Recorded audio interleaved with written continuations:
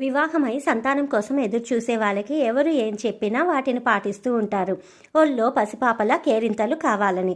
అలా సంతానం లేని వారికి ఈ అమ్మవారి ఆలయం దర్శిస్తే సంతానం కలిగి సంతోషంగా ఉన్నారన్నమాట. తమిళనాడులోని పెరియాచి అమ్మవారు. ఈ ఆలయానికి 600 ఏళ్ల చరిత్ర ఉందంటారండి. ఈ ఆలయాన్ని సందర్శించేటప్పుడు మహిళలు నల్ల చీరలు ధరిస్తారు.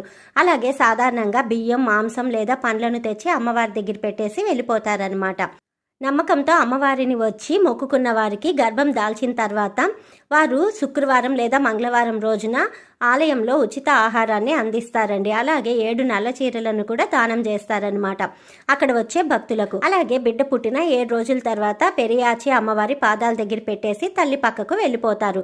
అమ్మవారు ఆ బిడ్డతో మాట్లాడుతుంది అని, ఏదైనా అనారోగ్యం ఉంటే ఆ బిడ్డకు నయం చేస్తుందని నమ్ముతారు అక్కడి భక్తులు. ఖచ్చితంగా ఈ అమ్మవారిని దర్శించిన వారికి సంతాన యోగం కలుగుతుందని భక్తుల ప్రగాఢ నమ్మకం అండి.